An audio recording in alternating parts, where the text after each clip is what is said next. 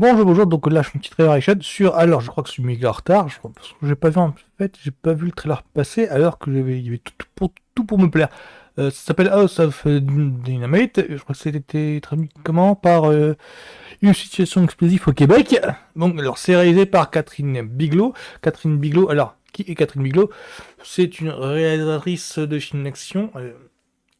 Alors, moi je la connais pour Point Break, je la connais pour Strange Days, je crois. Je la connais aussi pour K-19, un film avec Liam Neeson et Harrison Ford en commandant de sous-marins. Le film n'a pas très bien marché. Enfin, le film est même pas devenu culte, mais ah, voilà, c'est un film un petit peu particulier parce que le film fait un bide, mais maintenant, ça commence à avoir le film intéressant.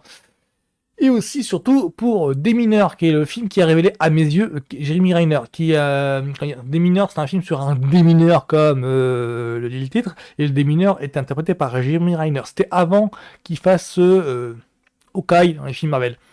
Et alors, il faut que je lise le pitch sur Wikipédia, parce que House of Dynamite, je l'ai pas vu venir. Alors, l'intrigue se déroule de trois points de vue différents. D'abord depuis la Maison Blanche, principalement dans la Situation Room. Ah, je sais même pas ce que c'est.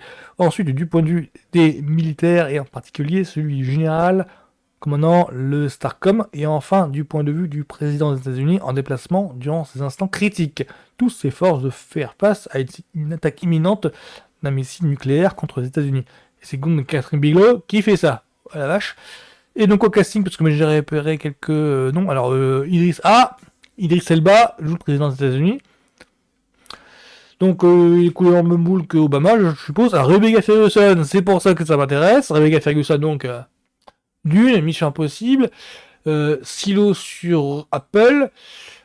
Alors, Life, un thriller avec Ryan Reynolds et Jake Gyllenhaal. Oui, il y a un thriller dans l'espace, c'est un film space opéra. Si j'en parle trop, je spoil le truc parce que justement, je connaissais bien le film et ça m'a vachement. Il m'avait vachement plu le film, vachement surprenant. Gabriel Basso, je ne connais pas. Jared Harris, c'est Phone Nation. Actuellement sur Apple TV.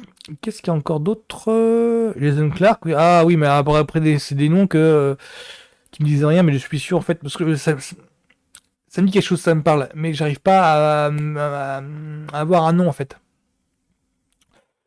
Donc c'est sur Netflix et ça tord oui, d'accord, c'est déjà sorti. Donc je regarde un petit peu ce que ça donne.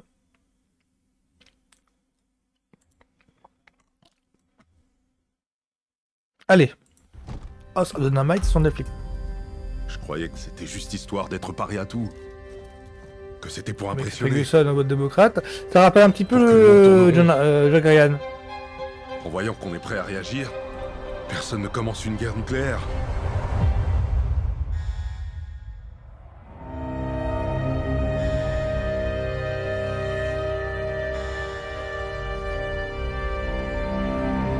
Ouais, c'est Jason Clark, ouais. Il y a environ 3 minutes, nos radars ont détecté un missile balistique au-dessus du Pacifique. La trajectoire actuelle est cohérente avec un impact quelque part sur le territoire des États-Unis. Ah, Geodar City, ouais. J'ai raté celui-là. Non. On est sûr de ça? Le Stratcom veut l'ordre de déclencher un tir de représailles.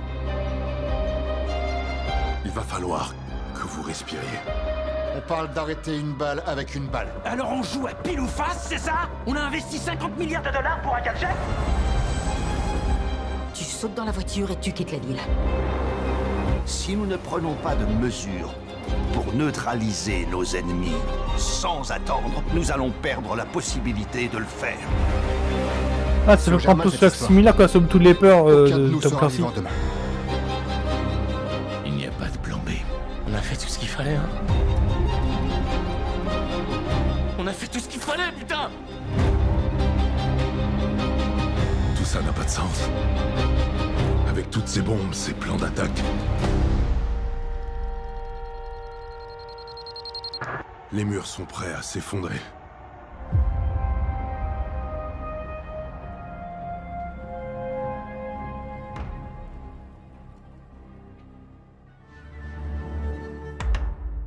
D'accord, si je comprends bien le truc, c'est que ça parle les derniers moments, en fait. Donc, si je comprends bien des images, si ça se trouve, c'est peut-être moi qui me gourre totalement. Les pays qui ont la technologie du nucléaire, je crois, ont envoyé les missiles. Et donc, on voit les derniers instants, en fait, du peuple américain. Je crois que c'est ça qui est le truc. Parce que c'est c'est le truc, c'est ça le délire. Tous s'efforcent de faire une face à une attaque imminente de la missile nucléaire contre les États-Unis. Si j'en crois les images, et il y a une ou deux images, 6. Je pars du principe que les images que l'on a eues ne sont pas des rêves, en fait, ne sont pas des visions, ne sont pas des cauchemars, en fait, mais ont lieu dans la fiction. Ça rentre en cohérence avec les visages fermés de tous les personnages. Si c'était un rêve, il n'y aurait pas autant.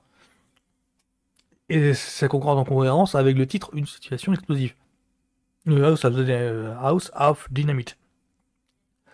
Et donc ce serait sur les derniers instants où tout le monde sait que bon, il n'y a rien à empêcher en fait.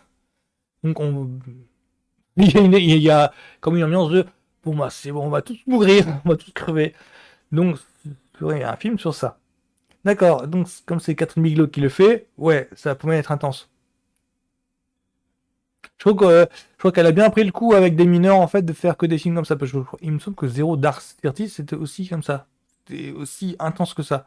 Je n'ai pas vu Zero Dark City. Alors le problème en fait c'est que ce genre de film là, j'en ai bouffé pas mal avant la pandémie.